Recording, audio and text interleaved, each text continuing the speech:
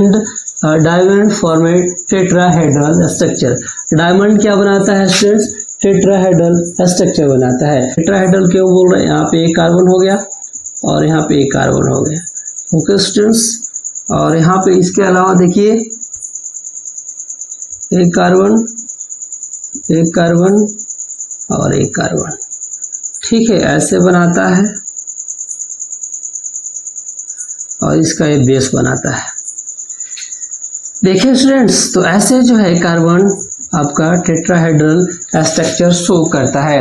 ये जो है कार्बन का, ये जो है डायमंड का टेट्राहेड्रल स्ट्रक्चर है, यानी आप बोल सकते हैं diamond carbon. As you know already started the class 10 science part of the chemistry and completed chapter number 1, 2 and 3. If you want to watch the videos, go with the playlist and watch all the videos. Okay students, and today we will discuss about the allotropes of the carbon. This topic is related to the chapter number 4 class 10 science and chapter name is the carbon and its compound. Okay students, तो देखिए यहाँ पे allotropes of the carbon के बारे में हम जानेंगे हम लोग, उसके बाद डायमंड के बारे में जानेंगे हम लोग। This is the very very important topic to related your board exams. Okay students, तो आइए थोड़ा सा हम लोग बात कर लेते हैं what is the allotropes of the carbon. ये क्या होता है? हिंदी में बोले तो अपरूप ऑफ द कार्बन, मतलब कि कार्बन का ही एक रूप है ना। हम लोग क्या पढ़ने जा रहे हैं? कार्बन के बारे में हम लोग पढ़े थे, इंट्रोडक्शन पार्ट कार्बन का हम लोग पढ़ चुके थे, कैसे बॉन्ड्स कैसे सब कुछ बनाता था देख चुके थे।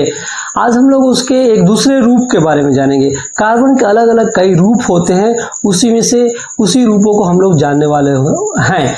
उसी को हम लोग इंग्लिश में एलोट्रोप्स बोलते हैं, यानी कार्बन का एक दूसरा रूप। यानी कार्बन जो है एक दूसरे फॉर्म में भी पाया जाता है, जैसे डायमंड का फॉर्म में, ग्रेफाइट के फॉर्म में। एक कार्बन के क्या है? एक अपरूप है, एक एलोट्रोप्स हैं, है ना। तो आप एग्जाम्पल भी दे सकते हैं। और डायमंड और ग्रेफाइट जो कि कार्बन के एक दूसरे रूप हैं, कार्बन एक दूसरे रूप में पाया जाता है, इसी का मतलब हम लोग एलोट्रोप्स पढ़ने जा रहे हैं। जैसा कि यहाँ बहुत सारी चीजें हमने लिख रखे हैं, क्योंकि लिखने में टाइम ज़्यादा जाता है तो टाइम को सेव करने के लिए वैसा मैंने लिख दिया है, और कुछ चीजें जो बच गया उसको लिख करके एक्सप्लेन कर देंगे डायग्राम सहित। ओके स्टूडेंट्स, देखिए यहाँ पे allotropes of the carbon today our topic as you no.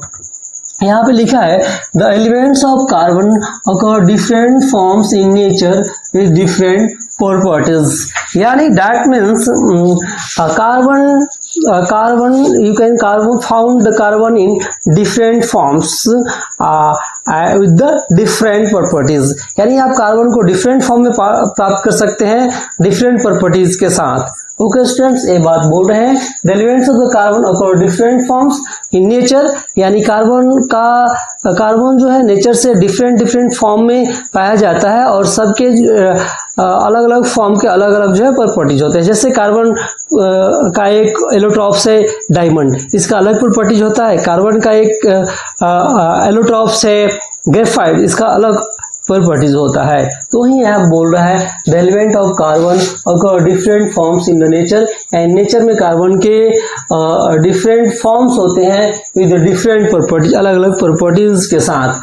जैसे कि यहाँ पर diamond and graphite formed by the carbon atoms. Diamond और ग्रेफाइट कैसे बनते हैं? कार्बन एटम से ही बनते हैं, और इनके अलग अलग प्रॉपर्टीज होते हैं। ओके स्टूडेंट्स, तो let's start today our topic about the diamond. Okay student, today आज हम लोग पढ़ेंगे डायमंड के बारे में। और एलोट्रोप आप लोग क्लियरली जान गए होंगे, एलोट्रोप्स मतलब क्या होता है। आप ऐसे लिखिए, अपने आप से भी लिख सकते हैं, जैसे कि आप बोल सकते हैं carbon occurs in different forms in nature with the different properties, यानी कार्बन जो है नेचर से हमें जो कार्बन मिलता है वही कार्बन डिफरेंट फॉर्म में भी मिल सकता है डिफरेंट प्रॉपर्टीज के साथ, जैसे कि ग्रेफाइट और डायमंड। एलोट्रोप का डेफिनेशन और एग्जांपल देंगे। एलोट्रोप हो गया। अब डायमंड के बारे में हम लोग पढ़ते हैं। आइए देखिए यहाँ पर डायमंड के बारे में भी हम लोग बहुत सारी चीजें लिखे। एक बार मैं इसको एक्सप्लेन करके फिर से आपको दोबारा एक्सप्लेन कर देंगे। देखिए फर्स्ट है colourless transparent substance high refractive index, यानी जो है डायमंड है स्टूडेंट्स, इसका कोई कलर नहीं होता है, ट्रांसपेरेंट होता है। ट्रांसपेरेंट क्या होता है, मतलब आर पार देख सकते हैं आपको, है ना, जैसे शीशा होता है, शीशा कांच, तो इधर से कांच यहाँ पे खड़ा कर देंगे तो इधर से देखने के बाद वह उसके पार भी दिखता है, उसी को हम लोग ट्रांसपेरेंट बोलते हैं। और ओपेक कैसे बोलते हैं, सपोज कीजिए कि ये आपका नोटबुक है, इसको यहाँ पे रखेंगे तो इस इधर वाला चीज कुछ भी नहीं दिखाई दे रहा है, ये ओपेक है। एक होता है ट्रांसलूसेंट, थोड़ा थोड़ा हल्का हल्का दिखाई देता है यहाँ पे आंख के पास रखने से, है।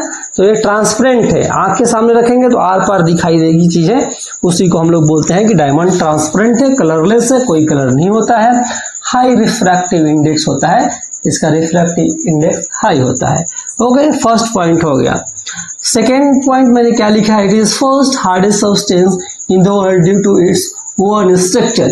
ये जो है डायमंड है, diamond is the first hardest substance in the world due to its own structure, यानी अपने स्ट्रक्चर की वजह से, स्ट्रक्चर में बनाकर दिखाऊंगा आपको, तो अपने स्ट्रक्चर की वजह से, अपने डायग्राम की वजह से डायमंड क्या है, दुनिया का सबसे हार्ड सब्सटेंस है। यानी सब हार्डेस्ट सब्सटेंस की बात करें तो दुनिया में सबसे ज्यादा कोई हार्ड चीज है तो कौन सा है, डायमंड है। ओके, फर्स्ट नंबर पे हार्डेस्ट सब्सटेंस में कौन आएगा, तो डायमंड आएगा। सेकंड नंबर पे क्या होता है, हमारा दांत है ना, टीथ, इसका इनेमल सेकंड हार्डेस्ट सब्सटेंस है, फर्स्ट हार्डेस्ट सब्सटेंस डायमंड है। दो चीजें मैंने बताया, डायमंड कलरलेस होता है, ट्रांसपेरेंट होता है, रिफ्रैक्टिव इंडेक्स हाई होता है, यह first hardest substance in the world है, क्यों, due to its one structure.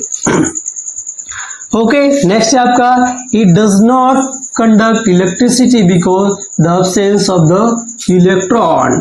ये जो है इलेक्ट्रिसिटी कंडक्ट नहीं करता है, यानी इसके डायमंड से होकर करंट पास नहीं होगा, क्योंकि इसमें कोई भी फ्री इलेक्ट्रॉन नहीं होते हैं। ओके स्टूडेंट्स, ये समझ गए होंगे। नेक्स्ट है आपका, it have thermal conductivity and high melting point. इसका थर्मल कंडक्टिविटी हाई होता है और मेल्टिंग पॉइंट भी हाई होता है। थर्मल कंडक्टिविटी शो करता है, it have thermal conductivity show करने का मतलब इसमें से हीट जो है पास हो जाएगा। ओके, और इसका हाई मेल्टिंग पॉइंट होता है, यानी गलने का क्षमता। मेल्टिंग पॉइंट मतलब जिस टेम्परेचर पर कोई भी सब्सटेंस जो है पिघलना शुरू कर दे, तो इसका मेल्टिंग पॉइंट हाई होता है। आप 3,500 से लेकर 4,000, यानी 3500 से 4,000 डिग्री सेल्सियस टेम्परेचर देंगे तब जाकर के मेल्ट होना शुरू होगा, इसलिए इसका हाई मेल्टिंग पॉइंट है। ओके स्टूडेंट्स, इतनी सारी बात आप लोग समझ गए होंगे। देखिए मैंने आपको क्या क्या बताया। फर्स्ट बताया डायमंड एक ट्रांसपेरेंट सब्सटेंस है, यानी इससे आर पार देख सकते हैं, कलरलेस है, कोई कलर नहीं होता है, इसका रिफ्रैक्टिव इंडेक्स हाई होता है। और फिर से मैंने सेकेंड पॉइंट बताया, it is the hardest substance in the world. Hard substance की मतलब काफी हार्ड सब्सटेंस की बात करें दुनिया में पहले स्थान पे आता है, दूसरे स्थान पर इनेमल आता है, अपने स्ट्रक्चर को जैसे ऐसा एक होता है। थर्मल कंडक्टिविटी शो करता है, यानी इससे होकर के हीट पास हो सकता है। और इसके अलावा ये आपका हाई मेल्टिंग पॉइंट होता है, 3,500 से 4,000 डिग्री सेल्सियस इसका मेल्टिंग पॉइंट होता है, पिघलने की क्षमता 3500 से 400 डिग्री सेल्सियस टेम्परेचर देंगे तब यह पिघलना शुरू होगा। आपका डज नॉट कंडक्ट इलेक्ट्रिसिटी, इसके द्वारा जो है इलेक्ट्रिसिटी पास नहीं होता है इसमें से, यानी इलेक्ट्रिसिटी जो है पास नहीं होने देता है अपने अंदर से, यानी बिजली जो होता है करंट पास नहीं होने देता है। इतनी बात डायमंड के बारे में आप लोग याद रखिएगा। नेक्स्ट आपका स्ट्रक्चर की बात करें तो देख लीजिए यहाँ पे, देखिए इस carbon atoms bonded to 4 other carbon atoms formed a rigid three dimensional structure which represent its hardness. देखिए क्या करता है, मैं आपको डायग्राम से बताऊंगा, फिलहाल इसको स्क्रीनशॉट लेना है तो ले लीजिए एक बार, ठीक है, ले लीजिए, स्क्रीनशॉट लेना है तो ले लिए होंगे। देखिए each carbon atoms bonded to 4 other carbon atoms, यानी ये कार्बन एटम्स जो है क्या करता है, 4 कार्बन एटम से जो है बॉन्डिंग इसका होता है, और इसी की वजह से ये 3D डायमेंशनल स्ट्रक्चर बनाता है, और यही 3D डायमेंशनल स्ट्रक्चर की वजह से हार्ड होता है, ठीक है। और moreover lot of energy is required to break the network of strong covalent bonds in the dimensional structure, therefore melting point is very high. देखिए आपका ये जो कोवेलेंट बॉन्ड बनाता है, क्या बनाता है, डायमंड कोवेलेंट बॉन्ड बनाता है, और इस कोवेलेंट बॉन्ड को ब्रेक करने के लिए काफी ज्यादा एनर्जी की जरूरत आपको पड़ सकती है, ठीक है स्टूडेंट्स, इसीलिए इसका क्या होता है, मेल्टिंग पॉइंट हाई होता है। इतनी बात आप लोग समझ गए होंगे। ठीक है, तो आइए हम क्या बोल रहे हैं, इसका स्ट्रक्चर आपको मैं दिखा देता हूँ यहाँ पे फटाफट, फिर वीडियो को इन हम लोग करते हैं। नेक्स्ट वीडियो में हम लोग ग्रेफाइट के बारे में स्टूडेंट्स पढ़ेंगे। तो चलिए यहाँ पे स्ट्रक्चर थोड़ा सा इसका दिखा देते हैं हम। पहले मैंने क्या बोला स्ट्रक्चर में कि एक कार्बन एटम जो है इसका, ठीक है, ऐसे देखिए यहाँ पे एक कार्बन एटम्स है इसका। ओके स्टूडेंट्स, चलिए थोड़ा साइड में बनाता हूँ क्योंकि और डायग्राम में बनाऊंगा। यहाँ पे देखिए एक कार्बन एटम्स है इसका, ये जो है 4 कार्बन एटम से घिरा होता है ऐसे ऐसे। ये सपोज कि एक कार्बन एटम जो है आपका किससे 4 कार्बन से घिरे हैं, 1 2 3 4 सिंगल बॉन्ड बनाते हुए घिरे होते हैं। अब आप इसको भी आप 1 2 3 ऐसे, इसको भी ऐसे ऐसे ऐसे ऐसे 3 कार्बन 4 कार्बन से सब जुड़े हुए हैं। इसको चाहे तो ऐसे कर सकते हैं 1 2 एंड 3, ये भी 4 कार्बन से जुड़े हैं, ये भी 4 कार्बन से जुड़ेंगे, ये भी 4 कार्बन से आपको क्या होंगे, जुड़े रहेंगे। ऐसा जो है आप बोल सकते हैं। ओके, तो ये मैं समझाने के लिए बना रहा हूँ। फिलहाल मैं एक एटम्स को ले रहा हूँ, एक एलिमेंट्स को ले रहा हूँ, कार्बन के एक एटम्स को। तो देखिए यहाँ पे एक कार्बन हो गया, ये कितने कार्बन एटम से घिरे होंगे, 4। कितने कार्बन एटम से घिरे हैं, 4 कार्बन एटम से एक घिरे हैं। जैसा कि मैंने आपको बताया, each carbon atoms bonded to 4 other carbon atoms. एक कार्बन एटम्स 4 कार्बन एटम्स के साथ बॉन्ड बनाते हुए एक दूसरे से घेरे हुए हैं। ओके स्टूडेंट्स, इसके बारे में इसका स्ट्रक्चर कैसे बनता है, तो आइए, ये आपका क्या बनाता है, टेट्राहेड्रल स्ट्रक्चर बनाता है। डायमंड क्या बनाता है स्टूडेंट्स, टेट्राहेड्रल स्ट्रक्चर बनाता है।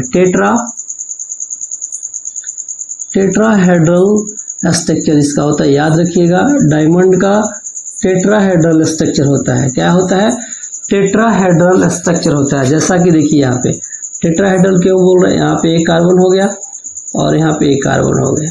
ओके स्टूडेंट्स, और यहाँ पे इसके अलावा देखिए एक कार्बन और एक कार्बन, ठीक है, ऐसे बनाता है और इसका ये बेस बनाता है। देखिए स्टूडेंट्स, तो ऐसे जो है कार्बन आपका टेट्राहेड्रल स्ट्रक्चर शो करता है। ये जो है कार्बन का, ये जो है डायमंड का टेट्राहेड्रल स्ट्रक्चर है। यानी आप बोल सकते हैं डायमंड फॉर्म ए टेट्राहेड्रल स्ट्रक्चर। डायमंड क्या बनाता है स्टूडेंट्स, टेट्राहेड्रल स्ट्रक्चर बनाता है। कैसे, यहाँ पे मैंने आपको बता दिया, और मैंने भी बता दिया, एक कार्बन जो है एटम्स 4 कार्बन एटम के साथ बॉन्डेड होता है, यानी बॉन्ड बना के घिरा होता है। ओके, तो ये है आपका कार्बन का टेट्राहेड्रल स्ट्रक्चर, और कार्बन के प्रॉपर्टीज, स्ट्रक्चर, सब कुछ मैंने आपको बता दिए।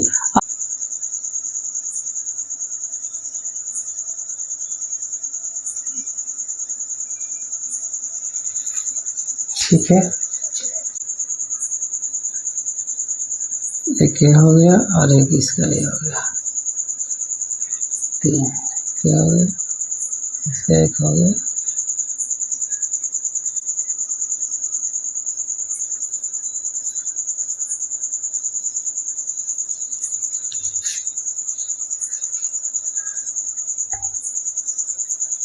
ऐसा देखिए कुछ स्ट्रक्चर बनता है इसका, इसको ठीक से बना लीजिएगा, है ना। ऐसा कुछ स्ट्रक्चर बनता है, ऐसे ही बढ़ते जाएगा, एक कार्बन 4 कार्बन से जुड़ते जाएगा।